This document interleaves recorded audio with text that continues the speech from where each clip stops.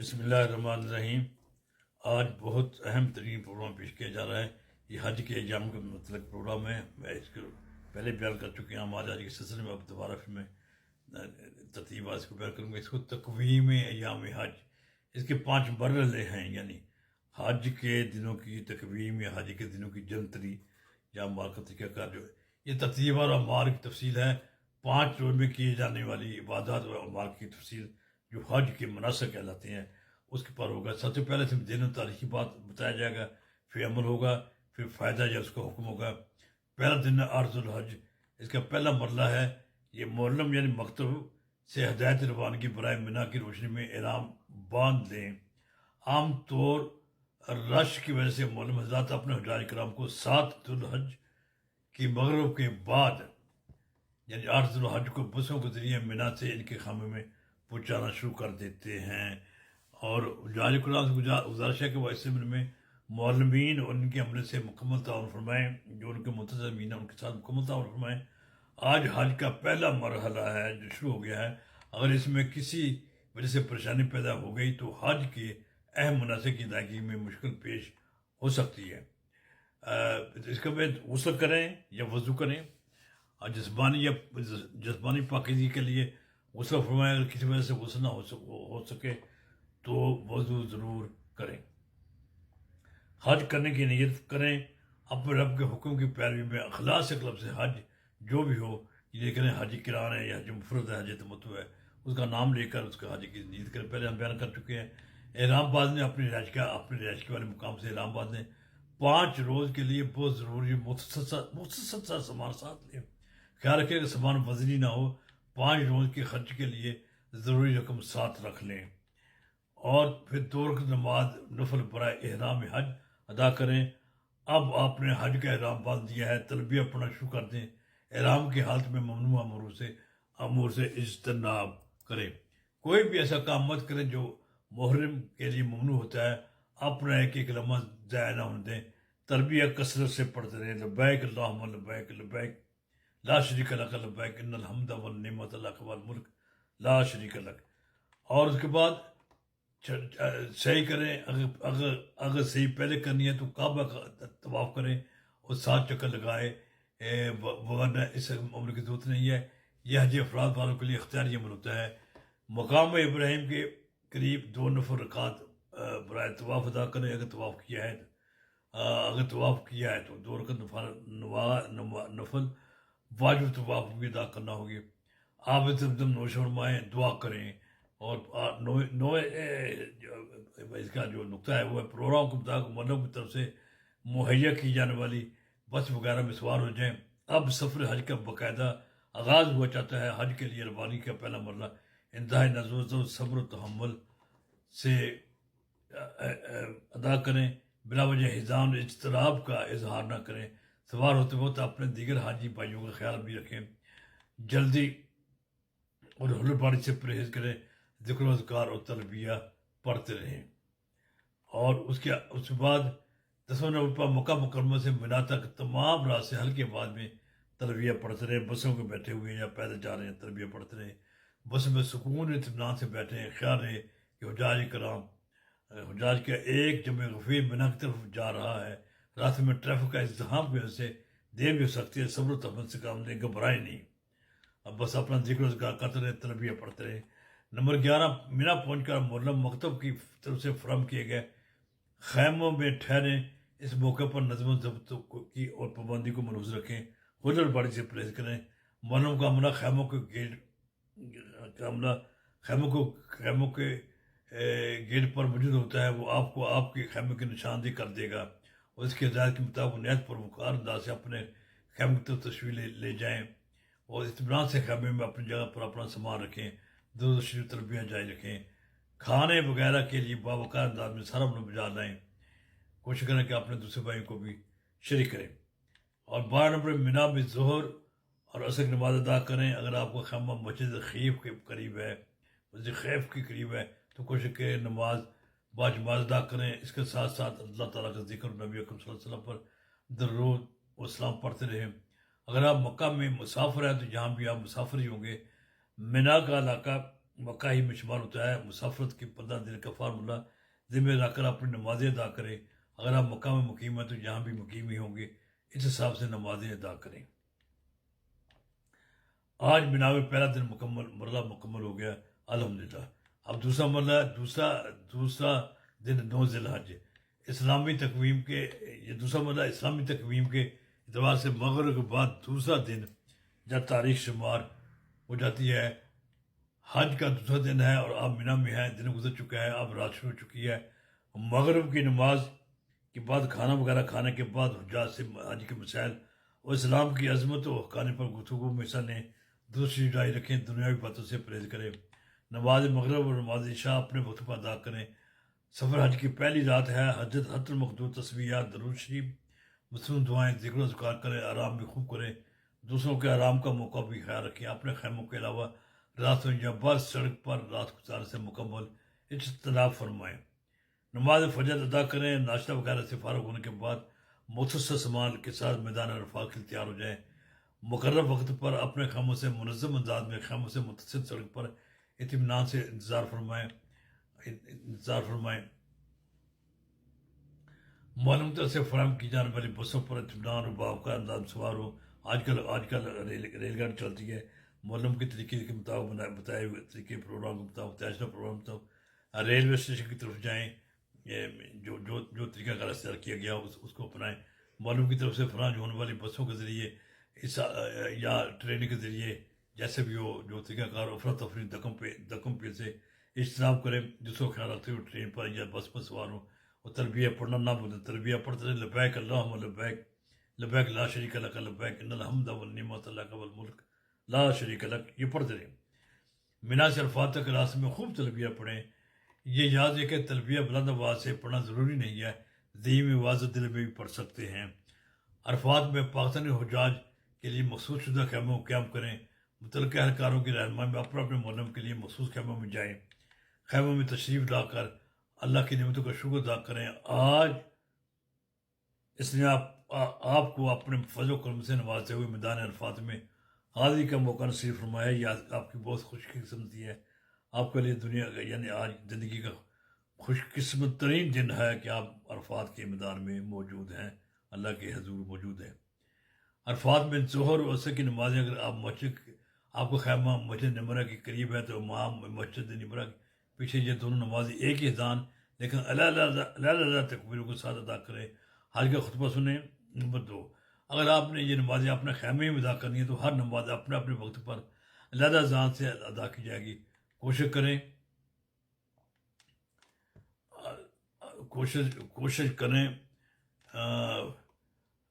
کہ اگر آپ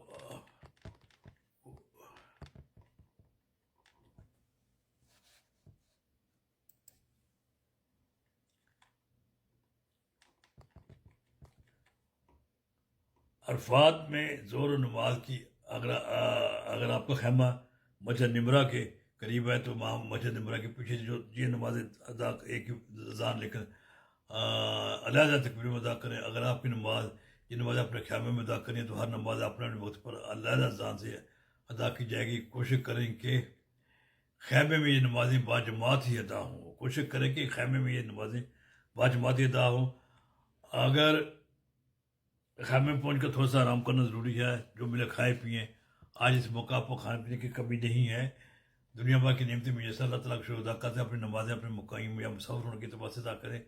تفصیل ساتھ والے کالم بیان کر دی گئی کہ اگر مسافر ہیں تو ہر نماز میں 2 رکعت ہی ادا کریں گے۔ اگر آپ مقیم ہیں یا کسی ایسے شخص کے پیچھے نماز ادا کریں جو مقیم ہو تو اس کی اقتدام میں 4 رکعتیں ہی ادا کی جائیں گی۔ ظہر اور عصر کی نماز کے وقت کے درمیانی وقت میں اور عصر کی نماز کے بعد اپنے پروگرام کے مطابق وقوف عرفات کریں، اللہ تعالیٰ سے راز و نیاز کریں، اپنے کوتاہیوں لغزشوں اور کوتاہیوں کے بعد احتیاطی یاد کریں، اللہ سے معافی مانگی اور آئندہ برے کاموں سے بچنے کا وعدہ کریں، اللہ سے گناہ سے بچنے کی توفیق کی دعا مانگیں، گڑگڑا کا دعا وہ سب مانگیں جس کی حاجت ہو، ملک و قوم کو خوشحالی اور سرفرازی کے لیے دعا کریں، اپنے لیے، اپنے عزیز و اقارب کے لیے، آپ کو مسلم وطن کی خیر خواہی کے لیے دعا کریں اللہ سے۔ اللہ نے اپنے دربار میں بلایا ہے تو کچھ دینے کے لیے تو بلایا ہے، اس لیے لے کر آئیں، ضد کریں اللہ کے سامنے، اللہ سے کیا روئیں گڑ گڑائیں، اللہ کی منت سمجھ کریں، اللہ جولی پھیلا دیں، من کی مرادیں پائیں، اس سے بہتر موقع اور نہیں ہے کہ پوری زندگی میں شاید اس کے بعد موقع آئے نہ آئے۔ یہ بہت اہم دن ہے۔ مغرب کی نماز سورج غروب ہونے تک میدان عرفات ہی میں یعنی میدان عرفات ہی میں قیام کرنا ہوا۔ غروب آفتاب کے فوراً بعد مزدلفہ کی طرف روانگی کا عمل شروع ہو جائے گا۔ حج انتظامیہ کی طرف سے غروب آفتاب کے اعلان کا باقاعدہ گولا اعلان کیا جاتا ہے، اس کے لیے باقاعدہ گولا چھوڑا جاتا ہے، گولے کی آواز آتی ہے، گولے کی آواز کے بعد مزدلفہ کی جانب چلنے کا عمل کا آغاز ہو جاتا ہے، اور واپسی کے سفر ٹرین، بسوں اور پیدل وساطہ تمام راستے تلبیہ پڑھتے رہیں۔ یہ حج کے تقریباً کٹھن مرحلے کا آغاز ہے۔ حج کا دوسرا دن یا دوسرا مرحلہ مکمل ہو گیا۔ اب ہے تیسرا دن مغرب کے بعد، آج 10 ذوالحجہ، یہ حج کا تیسرا مرحلہ ہے۔ آج سورج کے غروب ہونے کے فوراً بعد مزدلفہ کی طرف روانگی ہے۔ اندھیرا چھا چکا ہے۔ آج کی رات کھلے آسمان کے نیچے گزارنا ہوگی۔ آج رات مزدلفہ میں گزارنی ہے۔ نظم و ضبط و صبر تحمل کا اہم مرحلہ ہوگا۔ سکون و اطمینان ہی سے اصل مقصد حاصل ہوگا، اس کو ذہن میں رکھیں۔ مزدلفہ پہنچ کر سب سے پہلے نماز مغرب اور عشاء ایک اذان کے ساتھ لیکن اللہ تکبیرات کے ساتھ ادا کرنی ہوگی، اور خوش قسمت سے مسجد مشعر الحرام کے نزدیک جگہ مل جائے تو اس مسجد میں نماز ادا کرے، نہیں تو جہاں آپ کو پڑھا ہو وہی نماز ادا کرے۔ نماز باجماعت ادا کریں، اللہ کا خوب ذکر کریں، ایسی جگہ قیام کریں جہاں پر آپ کے دوسرے ساتھی بھی آپ کے قریب ہوں، مل جل کر وقت گزارے۔ اور اس کے بعد پھر رمی جمرات یعنی شیطان کو کنکریاں مارنے کمرے کے لیے چنے کے دانے کے برابر کنکریاں چنیں۔ ان کی تعداد 49 ہونی چاہیے۔ انہیں مناسب حفاظت میں رکھیں، اگر اس سے بھی زیادہ ہو تو بہتر ہوگا، ممکن ہے کہ کبھی وہ جنگ صورت میں پریشانی نہیں ہوگی۔ انہیں دونوں کنکریاں جو وہاں سے چنی جائیں گی، کنکریاں اگر 70 ہوں تو بہتر ہوگا، یہ احتیاطاً علماء نے بیان کیا ہے۔ انہیں دونوں مستحب امر ہے۔ ان کی کنکریوں کو ایک تھیلی یا شاپنگ بیگ وغیرہ میں احتیاط سے رکھ لیں۔ اس حملے میں رات کافی بیت چکی ہوگی۔ کھلے آسمان تلے تھوڑا سا سکون لیں، اللہ کا شکر ادا کریں۔ آج کے کرتے ہوئے کھلے آسمان تلے رات گزارنی ہے۔ یہ مزدلفہ کی رات ہے۔ آج کے تمام رات مزدلفہ ہی میں بسر ہوگی۔ یاد کریں لوگوں کو جن کے پاس چھت نہیں ہے کہ وہ بھی تو زندگی گزارتے ہیں، یہ اس کی طرف اشارہ ہے۔ غریب غربا کا خیال کریں، اللہ کا ذکر اذکار کرتے رہیں، تلبیہ پڑھتے رہیں۔ فجر کی نماز باجماعت ادا کریں۔ سورج طلوع ہونے کا انتظار کریں۔ سورج طلوع کے بعد مینا کو رخ کریں۔ نماز فجر کے بعد سورج کی ابتدائی روشنی تک وقوف کرنا سنت ہے۔ نہایت باوقار انداز سے تلبیہ پڑھتے ہوئے مزدلفہ سے خارج ہوں، مزدلفہ سے نکلیں، مزدلفہ سے خروج کریں۔ آج کا دن یوم النحر یعنی قربانی کا دن ہے، جسے عید الاضحیٰ یا بقرہ عید یا بڑی عید بھی کہتے ہیں۔ آخری دن میں خاصی مصروفیات رہیں گی۔ ایام حج کا آخری دن بھی ہے، یعنی آج مینا سے سیدھا جمرہ اولا یعنی بڑے شیطان پر جائیں اور کنکریاں ماریں۔ زوال سے پہلے کنکریاں مارنی ہوگی۔ آج سے بڑے شیطان ہی کو کنکریاں مارنی ہوگی، اس کو 7 کنکریاں مارنی ہوگی۔ کنکریاں مارنے سے قبل تلبیہ پڑھنا بند کر دیں، اب تلبیہ پڑھنا بند کر دیں۔ ہر کنکری مارتے وقت بسم اللہ، اللہ اکبر، رضاً للرحمن و رغماً للشیطان پڑھ کر کنکریاں ماریں۔ اس طرح کوئی جمرہ نشان کو یعنی شیطان کو ٹچ کرے اور نیچے کی طرف چلی جائے، اور نیچے کی طرف چلی جائے۔ 7 کنکریاں مارنے کے بعد قبلہ رو ہو کر دعا مانگے، جمرات سے باہر نکلنے والے راستے کی طرف نکل جائیں۔ اور پھر جانور کی قربانی اگر خود کریں تو بہتر ہوگا، اگر آپ کو کوئی نمائندہ وکیل ہے تاکہ قربانی کی بابت صحیح تسلی ہو جائے۔ پھر حجامت کرائیں، حلق یا قصر کروائیں، سار مڑوائیں یا پورے بال کی حجامت کرائیں۔ بہترین عمل ہے سار مڑوانا۔ کثرت قرآن کی اجازت ہے، قرآن پاک میں دونوں ہے، مقصرین کا لفظ بھی استعمال ہوا ہے، محلقین و مقصرین دونوں کی اجازت ہے۔ اس کو آپ لیکن پورے سال کے بالوں کو کم کم 1 انچ کٹوانا، یہ پورے سال کے حجام کی طرف سے چاروں طرف سے کٹوانا ضروری ہے۔ احرام کھول دیں، احرام کھول کر عام صاف ستھرے کپڑے پہن لیں۔ اس کو تحلل اصغر کہتے ہیں، بھی کہتے ہیں۔ اگر آپ پر احرام کی وجہ سے جو پابندی آئی تھی ان میں سے بعض پابندیاں ختم ہو گئی ہیں۔ صاف ستھرا لباس زیب تن کر کے مکہ مکرمہ مسجد حرام جائیں۔ مسجد حرام جاتے وقت اب تلبیہ نہیں پڑھنا ہوگا، بلکہ ذکر درود شریف و دعائیں پڑھنی ہوگی۔ طواف زیارت کریں۔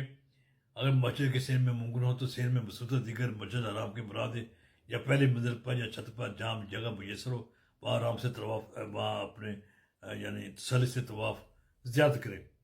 آج طواف زیارت میں بہت رش ہوگا، کوشش کریں کہ رش کے اوقات میں طواف نہ کریں۔ دقت محسوس ہونے کا احساس ہو تو کل یا پرسوں بھی کیا جا سکتا ہے، البتہ آج کرنا افضل ہوگا۔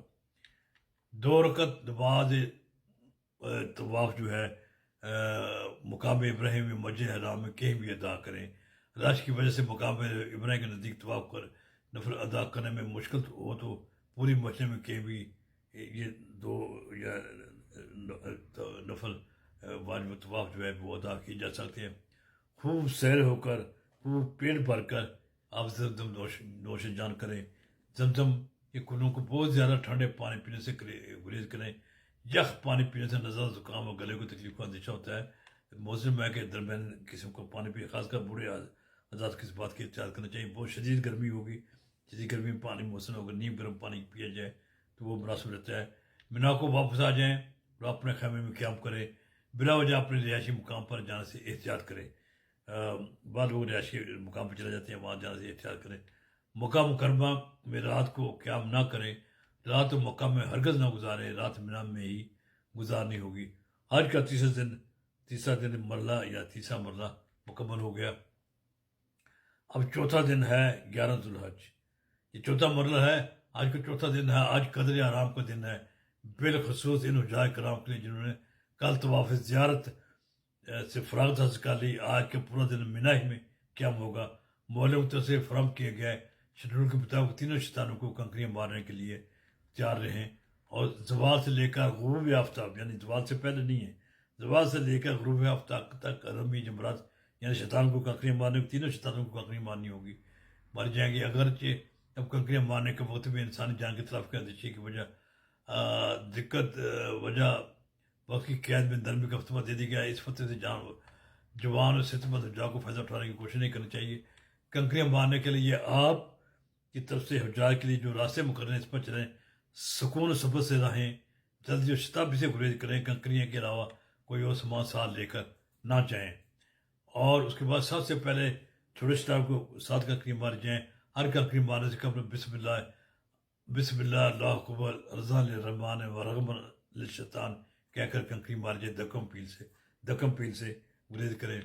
اس کے بعد درمیان شیطانوں کو ساتھ کنکریاں مارنی ہوگی۔ ہر کنکری مارنے سے قبل بسم اللہ اللہ اکبر رضان للرحمن و رغمن للشیطان کہہ کر کنکری ماریں، دکم پیل سے گریز کریں۔ آخر میں بڑے شیطان کو 7 کنکریاں ماری جائیں۔ ہر کنکری مارنے سے قبل بسم اللہ اللہ اکبر رضان للرحمن و رغمن للشیطان کہہ کر کنکری ماریں، دکم پیل سے گریز کریں۔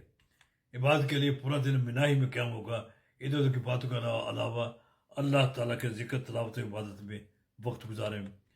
جو حجاج کرام کل طواف زیارت کے لیے نہیں جا سکے وہ آج طواف زیارت سے فراغت حاصل کر لیں۔ اگر کسی وجہ سے کل طواف زیارت نہیں کر سکے تھے تو آج مکہ مکرمہ جائیں، طواف زیارت کے لیے مینا واپس آ جائیں، رات مینا ہی میں گزارنی ہوگی۔ حج کا چوتھا دن یا چوتھا مرحلہ مکمل ہو گیا۔ اب حج کا 5واں مرحلہ ہے، یہ 12 ذوالحج کی تاریخ ہے۔ آپ مینا میں ہی میں ہیں۔ بیمار خواتین، بچے، نہج ضعیف اور بوڑھے حجاج زوال سے قبل مینا سے مکہ مکرمہ جا سکتے ہیں۔ وہ کنکریوں کے لیے کسی دوسرے حاجی کو اپنا وکیل مقرر کر سکتے ہیں۔ زوال کے بعد جمرات پر جائیں یا شیطانوں پر جائیں۔ جمرات پر اپنا سامان ہرگز اپنے ساتھ نہ رکھیں، سامان کو کسی محفوظ جگہ پر رکھ دیں۔ اور سورج غروب ہونے سے کل کی طرح تینوں جمرات پر 7 کنکریاں مارنی ہوگی۔ کل کی طرح آج بھی شیطانوں کو کنکریاں ماری جائیں گی۔ سورج غروب ہونے سے قبل مکہ مکرمہ پہنچ جائیں۔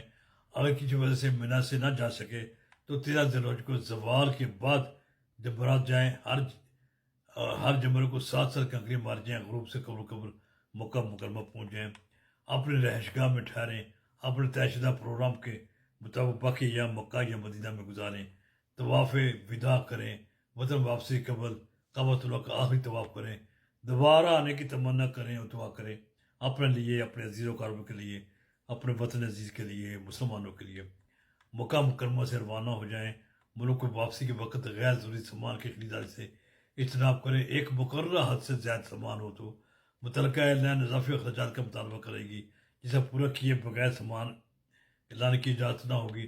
اس پریشانی کو ذہن میں رکھ کر خریدار کی منصوبہ بندی کریں، اطمینان رکھیں، صبر سے رہیں۔ ممکن ہے کہ ایئرپورٹ پر روانگی میں رش ہونے کی وجہ سے تاخیر ہو جائے۔